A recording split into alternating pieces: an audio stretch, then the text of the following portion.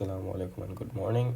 The topic we'll be covering in today's video is covalence and dative bonding. Dative bonding is basically covalent bonding, but there's a slight difference in how the actual process works. But in the end, both are covalent bonds. And so we'll be studying the process for both of them. The accompanying note for this video can be found on AurParho.live under the name Covalent plus Dative Bonding, chemical bonding. And if you don't have it downloaded, you can go ahead and download that, or if you have it downloaded, you can open that up now, because I will be referring to it occasionally during this video, and it'll be helpful if you have it to follow along. So, okay, moving on. In O levels, जब हम covalent bonding पढ़ते थे, so we basically studied how covalent bonds end up in their final form, right? Because we studied that there's an atom A and an atom B, and then they have to be, able to form covalent bonds, meaning that they can either be a hydrogen or a non-metal or two non-metals. And when they do form a covalent bond, they basically share a pair of electrons that acts as the covalent bond between them. So this is what we studied in O levels. Like in A levels, the syllabus demands that we study how this actually ends up happening, how A and B go from being individual atoms to having their individual atoms having their own electrons, to in the end covalently bonded atoms that share an electron. So we have to study how this process occurs, right? So let's get started with that. Okay, so basically, let's start off with considering an example. Let's just go with this same scheme that we've been following. There's an atom A with positively charged nucleus there and a cloud of negatively charged electrons here. The cloud will just be represented by this single electron that I drew. And then if we could just duplicate that and call it B. Let's just and there we go. So the yellow is the negatively charged, you could either call it negatively charged electron, or you could call it cloud of electrons. The concept is the same. And the gray circle is the positively charged nucleus. Positively charged nucleus. And what we're considering in this example is that A and B have an initial kinetic energy such that they are heading towards each other on a collision course, right? So eventually they're going to collide, and whether they covalently bond or not depends on how much energy they initially had, how fast they were going, right? So let's do that. When A and B are getting closer together on this collision course, what happens first is actually repulsion, because if you notice, these both clouds of electrons are negatively charged, so they're going to repel each other, and so the atoms will repel each other. A and B will repel each other. But if their initial kinetic energy, or they're going fast enough initially to overcome this repulsion, then they'll still get closer together. And when they get, a certain distance closer, so let's draw this here, sorry.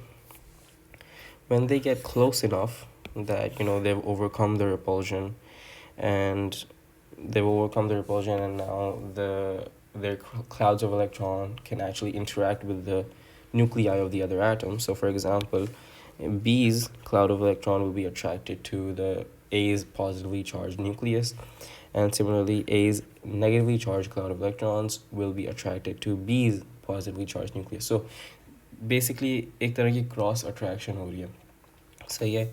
B के electron को ए के nucleus के पास जाना है, and ए के electron को B के nucleus के पास जाना है.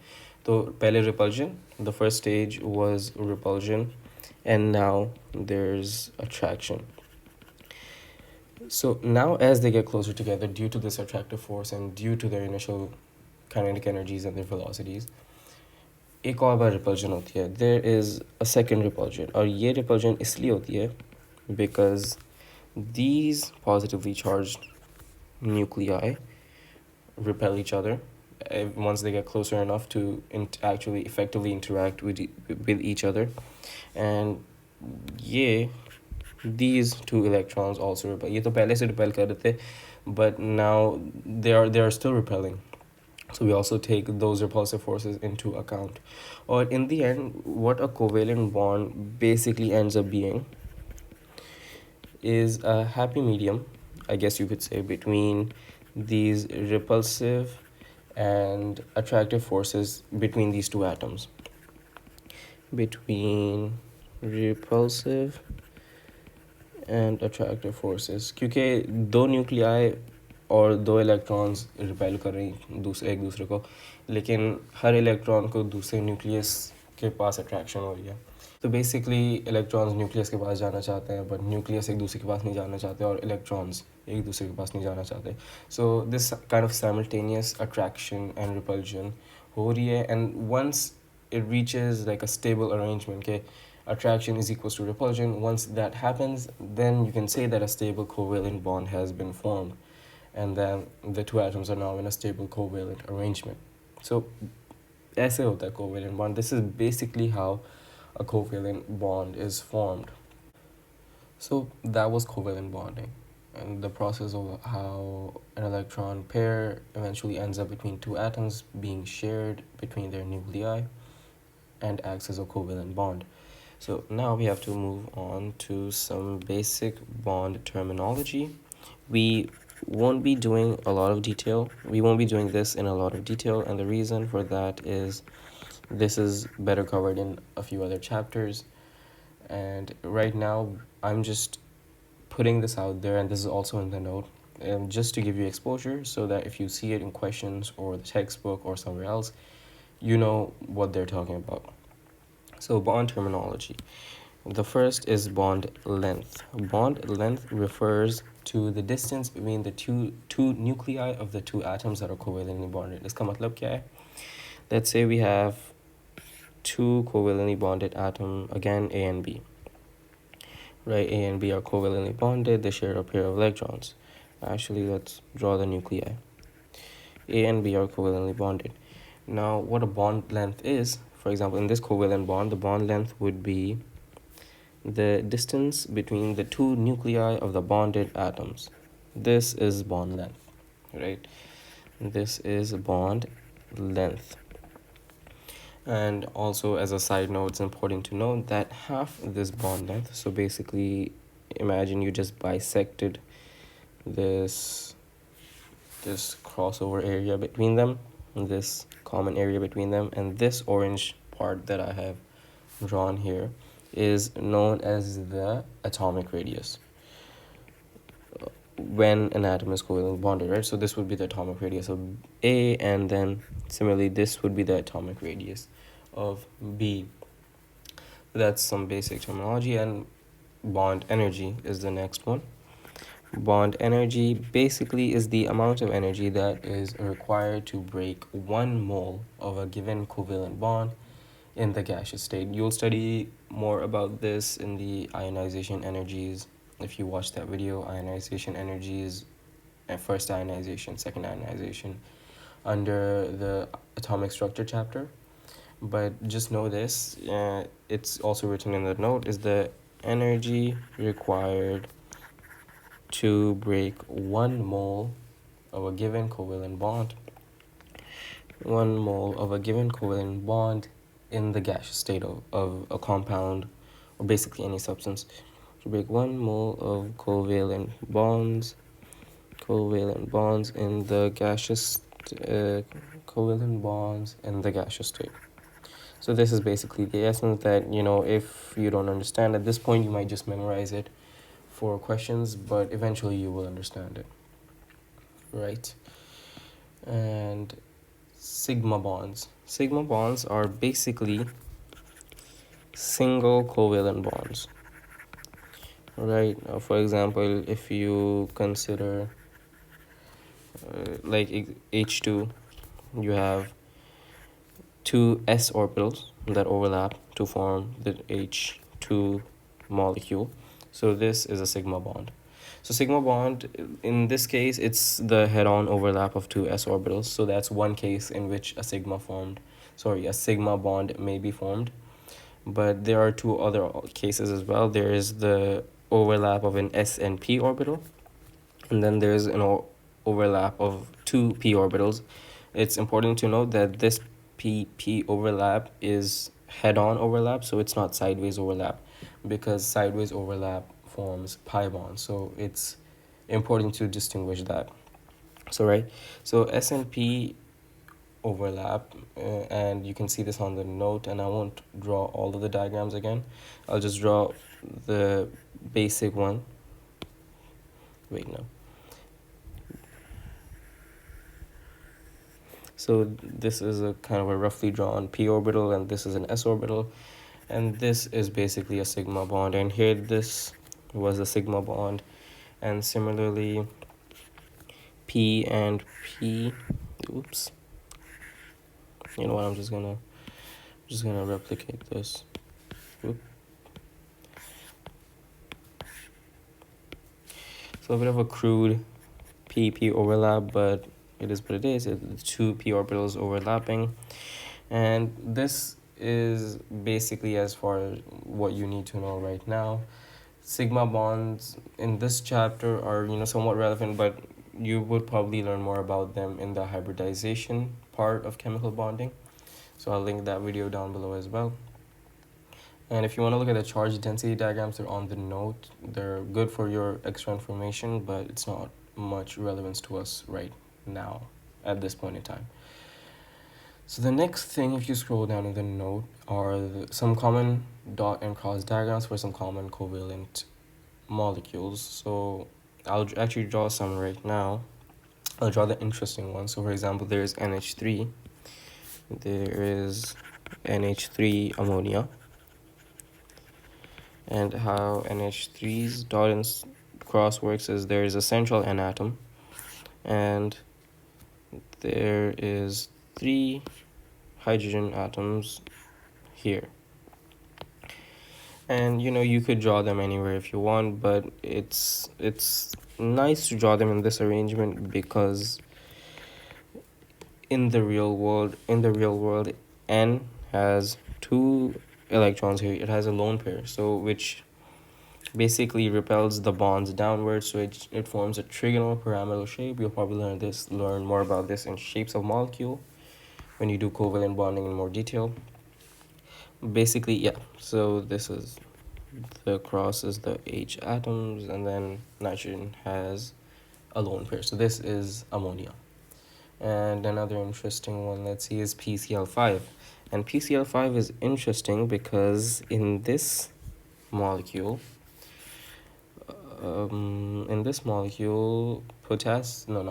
phosphorus actually expands its octet and contains 10 valence electron instead of what we in O levels consider to be the maximum in a valence shell, which was 8.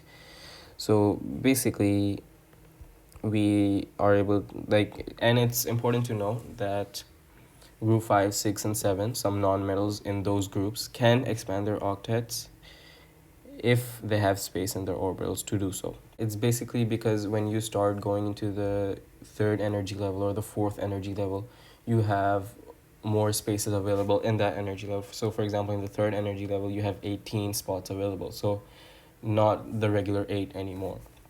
So in that case, there are some exceptions where atoms start acting a bit funky, and they start expanding their octets and going from 8 to 10 electrons and whatnot. So let's finish this up. This is PCl5, and each, oh my god, there's going to be a lot of electrons. Okay, so each Cl also has its outer lone pairs that are not involved in this covalent bond. Okay, just gonna draw these. This is a bit of a rough drawing, but I hope you get the idea. There's 6 electrons on the outside, 7, the 7th one is involved in bonding, etc. So that was basically the generic covalent bonding. Okay, now moving on to dative, or it's also known as coordinate bonding. So dative and coordinate bonding. Oops. And इसमें बस फ़र्क ये है कि the actual covalent bond occurs in a different way. But in the end, when A and B have undergone, dative or coordinate bond, they look exactly the same and they work exactly the same as any other covalent bond would, right? So let's do that. In dative bonding, what happens is that one of the two atoms that covalently bond to each other have one extra electron, and the other atom has a place to accept those pair of electrons. So okay, I'll explain this. So in dative bonding, there essentially has to be a donor atom and a acceptor atom. Let's just call it acceptor. So when there's a donor atom and there is an acceptor atom, so the donor atom has extra electrons that's going to donate to the acceptor atom. So for example, A in this case has 2 electrons in its outer shell, and B has space to accept this pair of electrons in its outer shell, right?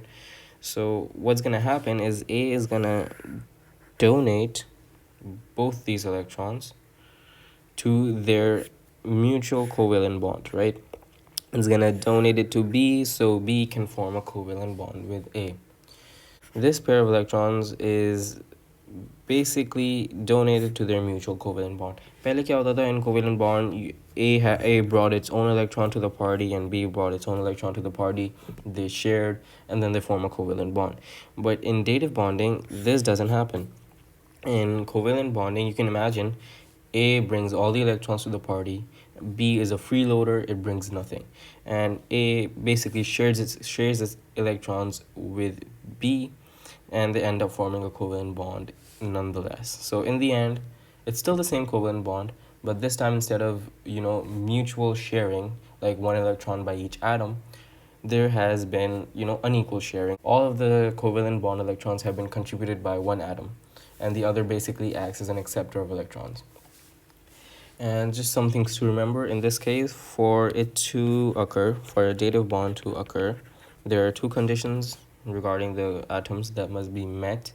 The donor atom must have 1 lone pair of electrons that can act as this donated pair of electrons to the covalent bond. So donor atom must have at least one lone pair. And similarly, the acceptor atom must have enough space in its orbital, in its outer shell, must have enough space in its outer shell to accept that pair of electrons and to actually be able to form that covalent bond. So yeah. And a common example of dative bonding is the dissociation of acids and water. So we'll take that example as well. We will take, for example, HCl in H2O. So what happens when HCl, हम सबको पता है कि HCl dissociates into H plus and Cl minus chloride ions, and we studied this in O-levels. This is O-levels content. But the actual process of how this happens, and like if you take HCl plus H2O, if you take H2 to a reagent, then you find that it's actually the H3O plus ion that's being formed in addition to the chloride ion. So we simplify that. We take water out of, when we did this on O-levels, we simplified it by taking the water out of the equation and just saying that just the H plus ion was formed. But this is the actual ion that's formed, and then this can be treated as the H plus ion for, to describe acids, chemical properties, and whatnot. So let's do this example. So let's draw structures. HHO. This is the water molecule, and this is the hydrogen chloride molecule. And whenever we do these dative bonds, it's very important to draw the partial charges. And if you are a bit confused about partial charges or polarity, you can go review that video. If it's not up, it will be up soon. And I'll probably link it somewhere here, but yeah. So we know that the water molecule is polar, and we also know that since chlorine is much more electronegative than hydrogen, it is also, this molecule is also polar. So, the electron density shift towards chlorine, it becomes more electronegative. Similarly, here the electron density shifts towards oxygen, and it becomes more electronegative. So I'm just going to take these out for now because they make the diagrams a bit messy, and you understand the concept. So what happens, oh yeah, forgot to draw, this is very important, the two electrons, a lone pair of electrons of oxygen. So as you can see, the oxygen fulfills that one condition that we had right here. Donor atom must have at least one lone pair, and once the electron density shifts away from H has no atoms basically in its outer shell. It previously had one, and then it covalently bonded, so it could have two and form, a stable duplet. But now all of its electrons are gone, and basically heterolytic fission occurs. And both of these bond electrons go to chlorine. And now H is a positively charged region with no electrons, essentially. And what happens then is that, oxygen donates its two electrons in a dative bond with hydrogen. And we will just show this here. This is the dative covalent bond. And this where it was partially negative is now a positive cation. And how this happens, basically, if you consider the protons of all of the atoms involved and the electrons of all of the atoms involved, then you end up seeing that there is one less electron than protons. And the reason this happens is because H didn't bring its own electron to the party. It used O's electron. To actually covalently bond. So if it had brought its own electron, then this would be, an uncharged neutral molecule. But right now, this is charged. It has a positive charge. In addition to this, the chloride ion is also formed. This chloride ion is also formed. It goes from partial negative to full negative because it completely took that electron when this bond broke. It took those electrons, and now it has one more electron than proton. So an important thing to note, it's not really that important according to the syllabus, but good for your knowledge. This positive ion that was formed is usually called the hydronium or the hydroxonium ion, right? And then we all know this is called the chloride ion. And also I drew these curly arrows here. They're not just for visual explanation. They actually mean, a movement of a pair of electrons. So, and this is good to know for future chapters as well. A double arrow, basically with a complete arrowhead, means movement of a pair of electrons.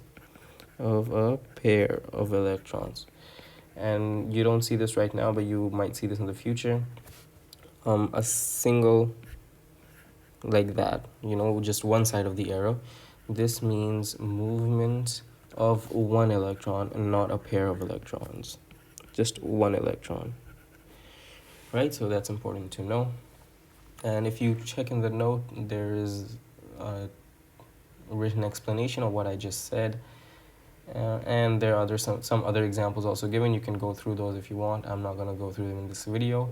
But they basically work the same way, right? With the exception of dimers. So let's go over dimers.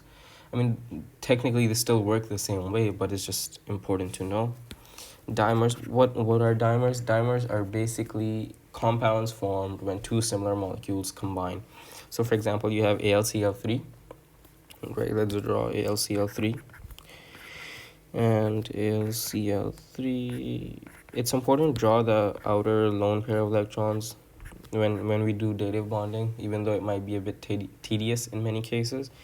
So chlorine has 6 outer electrons, and I'm just gonna duplicate this. Let's see if I can. Can I? Well, I mean, I can just rewrite those. You know, too lazy to draw it all again, so I'm just gonna do that. That works. Okay. And when a dimer is formed, okay, so when dative bonding occurs, in this case, where do you think it might occur, right? It will occur between chlorine atoms and the aluminum central atoms, right? The chlorine atoms will act as a donor, and the aluminum atoms will act as acceptors. So actually shift this up a bit. Right, and this is, wait, I'll draw it in green. This is the movement of 1 and 2 pairs of electrons. And I admit I just said that the curly arrow represents the movement of electrons, but in this case, for reasons unbeknownst to me, we have to use straight arrows in this particular case. This is just something you might have to remember, unless you're curious about this and you dig deeper and you actually find out why. In which case, please drop it in the comments below, because I honestly don't know why. Right? Okay. So when these two dative bonds occur, the final atom, the final molecule that ends up forming is what we call a dimer. Right? And we'll just bring these close together. And this is a dimer. So Al2Cl6 is the dimer. And by this definition, it becomes, by this molecule, it becomes clear what a dimer is. A dimer is a compound formed when, this is the compound formed, this is the compound formed when two similar molecules, in this case, the two similar molecules were two molecules of Al2Cl6. So actually they're identical molecules. AlCl3, two molecules of AlCl3 were, in this case, the two similar molecules combined to form one large compound. So yeah, they combine to form this. So basically, two molecules of the same substance combine to form a different molecule of a different substance. So that is what a dimer is. And basically, that is all of the good examples. You can check out the other ones in the notes if you want. They're basically the same thing. The dissociation of water into its ions might be interesting to check out. So yeah, I'll leave the note link down below if you want. But yeah, other than that, I think that brings us to the end of this video. If it helped, please let me know. This is in fact the first video I am creating for this channel, so excuse any ums or coughs or something. It's just my first time doing this kind of a video. So yeah, I tried my best, and hopefully I'll improve. But if you still have some feedback, leave it down below, and like and subscribe, I guess. Since it's YouTube, it's mandatory to say, hey guys.